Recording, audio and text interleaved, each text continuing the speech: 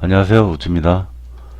지지와 저항 같은 것을 이해를 할 때, 아니면 이제 그 지점을 찍어서 예측을 해볼 때, 변곡 구간을 알아야 그 지지와 저항을 알아낼 수가 있거든요.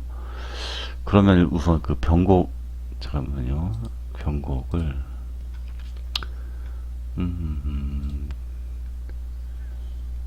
어, 일단 뭐 주가가 이렇게 움직였으면, 음,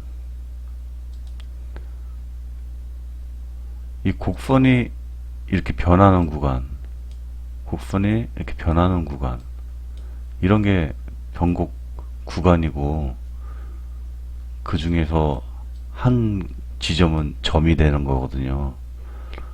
잠깐만, 굵게. 어, 대략 이렇게, 여길 보고 그었던 건데, 지나고 나면 다시 여기가 또 지지가 되고, 또 뭐 그냥 여기를 보고 그은 건데, 이거 뭐 선은 제가 대충 그은 거지만, 여기가 저항이 됐었는데, 여기 이렇게 뚫고 올라가니까 나중에는 이 부분이 지지가 되고, 이런 거예요. 그러니까 이제, 이렇게 꺾이는 구간, 이런 거를 변곡 구간이라고 하고, 세부적으로 봤을 때 이 중에 한 지점, 예를 들면 장대양 아니 양봉이 나올 경우에는 시가, 음봉이 나올 경우에는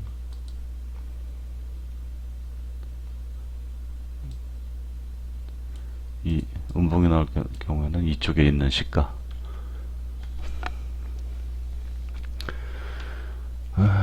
이거는 차트를 보면서 또 다시 설명을 드릴게요.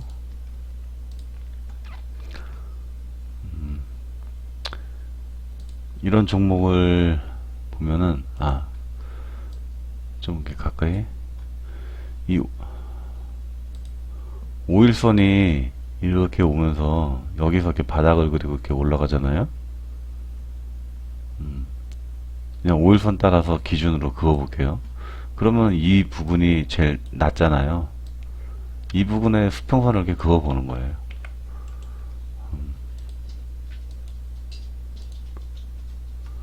그러면은 지금 이 부분이 좀 주가가 많이 몰려 있었으니까 이 부분에 한번 5일선이 있던 부분 그어 볼게요.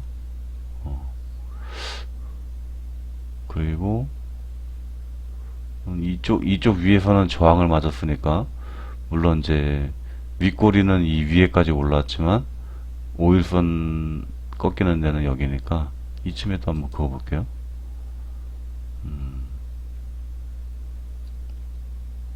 그리고 여기도 한번 그어 볼게요.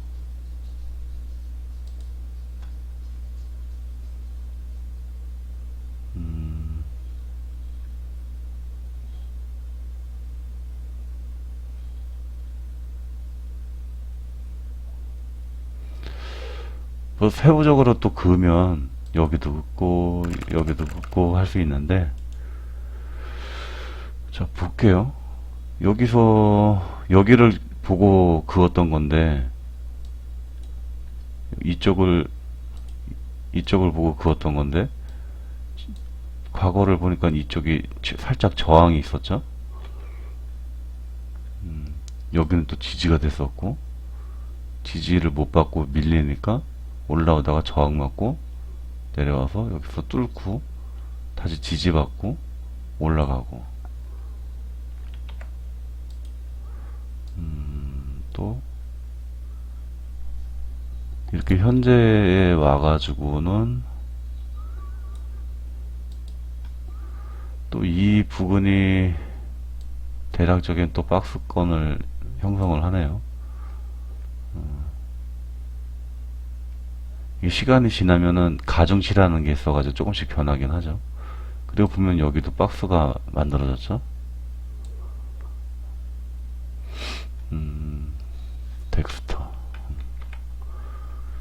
이 박스권을 뚫기 위해서는 이렇게 장대 양봉이 한 번씩 나와줘야 돼요. 강하게 거래량이 실리면서 뚫어요. 여기도 뚫어져. 그리고 이제 여기 박스권을 윗꼬리로 몇 번 이렇게 두들겼단 말이에요. 그럼 이제 이것도 지금 이 라인을 안 깨고 안 내려온다면 이거는 더 뚫고 올라갈 수 있어요. 대략 이 비율로 이렇게. 그러면 만원대는 그냥 넘어가겠죠. 이렇게 변곡 구간에 수평선을 그어서 보면서 지지와 저항을 이렇게 그려보는 거예요. 그리고 이 같은 종목은 과거의 모습을 이렇게 보다 보면은 비슷한 패턴이 나타나요. 지금 여기 아까도 제가 올려드렸었는데 보통은 박스권이라는 게 이렇게 네모래 가지고 그 안에서 이렇게 왔다 갔다 하는 모양이 일반적인데 덱스터 같은 경우는 비스듬한 박스권이에요. 요렇게 저점이 요렇게 고점은 요렇게 이런 박스권 유형이에요. 근데 그런 게 여기에도 나왔죠. 요렇게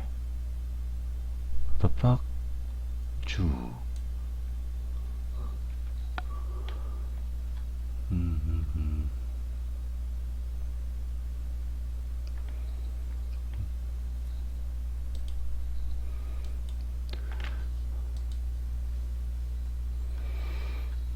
더 뒤로 보면 분봉을 볼까? 분봉 같은 경우도 이런 자리에서 이렇게 선을 그어 볼 수가 있겠잖아요. 쭉 올라가는 척 하다가 쭉 밀려버리고 어쨌든 여기서 단기적으로 보면 이 고요했던 박스권의 상단이잖아요. 여기가 이 부분이 상단이잖아요. 이거는 가려다 말고 내려왔으니까 돌파를 실패한 거죠. 이럴 때는 이제 바로 매도 치기도 하는데 여기를 보면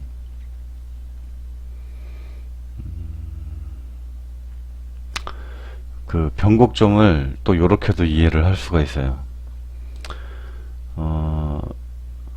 주가가 상승할 때는 주가를 살려고 하는 매수세가 강하니까 이렇게 올라가잖아요. 그리고 매도세가 강해지면 주가가 이렇게 하락하고, 그러면 매도하고 매수하고 싸우는데, 만약에 이렇게 하락을 하고 있었다가 이렇게 양봉이 나오면 하락하다가 양봉이 이렇게 올라온 거잖아요. 그럼 뭔가 이 지점은 매도세가 이제 끝나고 매수세가 역전하는 그런 중요한 지점이잖아요. 그래서 이런 하락하다가 양봉이 나왔을 때 이 양봉 시점, 시가, 그러니까 그 반격이 시작되던 이 시가, 여기가 안 깨지고 다시 또 양봉이 나오면서 올라가 줘야 되거든요. 근데 반격에 실패를 한 거죠. 여기서 깨고 내려왔잖아요. 이게 깨지면 어떻게 되냐면 내려오기 시작했던 만큼, 그 정도만큼 또 하락을 해요. 이런 게 힘의 균형이에요. 그러니까 막 내려오다가 덤볐는데 또 막 맞는 그런 꼴? 그리고 여기서도 보면 다시 양봉이 한번 나와줬는데 이렇게까지 올라가다가 또 실패한 거죠. 그러면은 이만큼 또 조금 더 내렸네. 이게 뭐 또 딱 정확한 비율은 아니겠지만, 아니면은 요만큼만 이렇게 내려올 수도 있는데, 여기서는 이제 지지를 못 받게 되다 보니까 투매가 나오기 시작했던 것 같아요.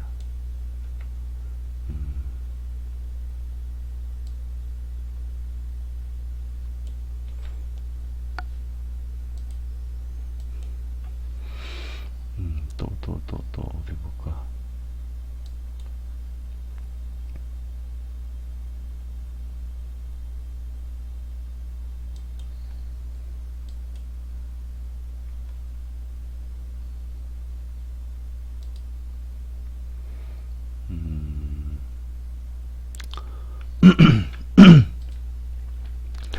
아, 그 힘의 균형에 대해서 얘기하다 보니까 생각난 건데, 이 일목균형표에 보면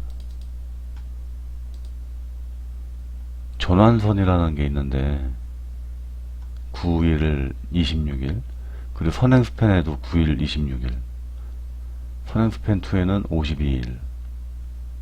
이게 뭐냐면 그림판으로 자, 뭐 주가가 이렇게 하락하고 다시 올라오고 뭐 이런 패턴이 있다고 치면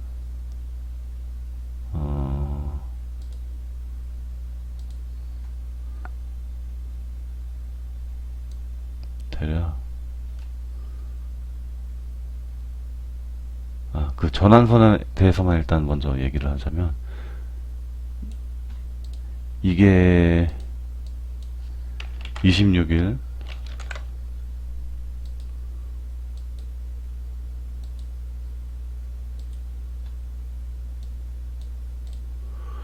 26일 동안의 그 기간이에요. 그리고 다시 한 이 정도로 할까?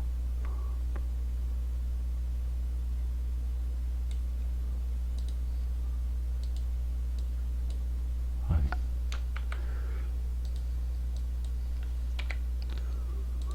그러면은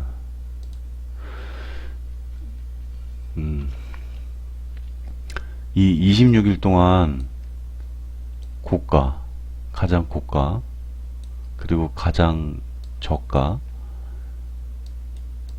이거의 중간, 이 중간 값이 기준선이 되는 거예요. 그리고 9일 가장 높았던 고가, 가장 낮았던 저가의 평균치, 여기가 기준 전환선이 되는 거예요. 전환선. 그러면 26일의 평균은 여기인데 9일의 평균은 여기잖아요. 그럼 이게 약간 우상향이다. 그러면은 주가도 좀 더 최근에 우상향하고 있는 추세다, 이렇게 볼 수가 있어요. 이게 왜 중요하냐면 가장 높았던 이 주가는 그만큼 매수세가 올려가지고 가장 매수세가 강했을 때라고 보는 거죠. 그만큼 많이 올라갔으니까. 그리고 내려온다는 거는 이제 매수세가 끝났다는 거예요. 그러니까 매수세가 가장 셌을 때가 고가라고 보는 거예요. 그냥 힘의 균형을 알아보기 위해서. 그리고 가장 저가였다는 거는 그만큼 많이 팔았으니까 내려왔겠죠. 그리고 그 다음에 올라왔으니까 이게 저가겠죠. 그럼 매도세가 가장 셌을 때가 저가인 거예요. 그러면 이 주가의 지금 이 현재 구간을 봤을 때 가장 높았던 고가랑 저가랑 그거에 대한 평균값을 내는 거는 힘의 균형을 얼추 볼 수가 있는 지표가 되는 거거든요. 마찬가지로 굳이 9일로 이렇게 보는 이유는 이제 최근 거를 또 보는 거고, 최근에 매수와 매도의 힘의 균형은 어디쯤에 있나? 약간 위에 올라 있다.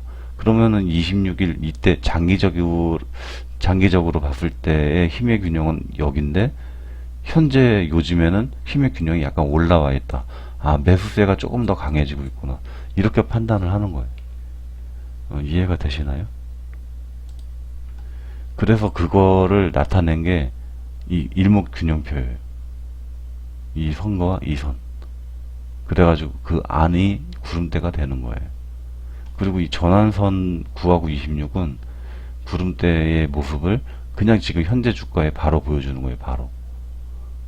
아까 말했듯이 전환선이 9고 기준선이 26인데 이 색칠을 그 연두색으로 해놓은 이건 26일 동안의 힘의 균형이 지금 여기에 있다. 9일간의 힘의 균형은 여기에 있다. 이걸 보여주는 거예요. 그래서 전환선이 기준선보다 위로 올라오는 이런 이제 골든 크로스가 되는 부분, 이런 부분부터는 주가가 좀 상승한다고 보는 거예요.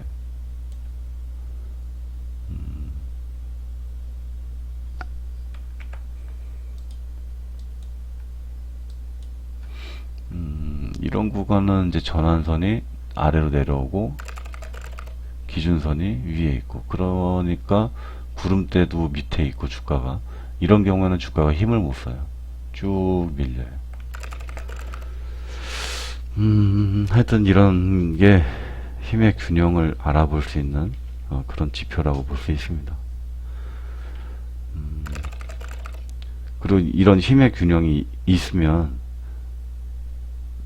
이런 구간에서는 이런 변곡점이 나와도 크게 힘을 못 받겠죠. 반대로 이렇게 구름대보다 위에 있을 경우에는 음봉이 나와가지고 하락을 해도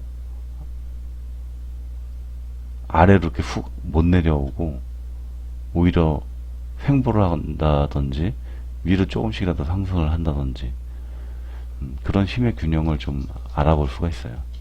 그러면은 이제 매수세가 강할 때, 강해질 때, 그럴 때 매수 타점으로 잡고 들어가면 되죠.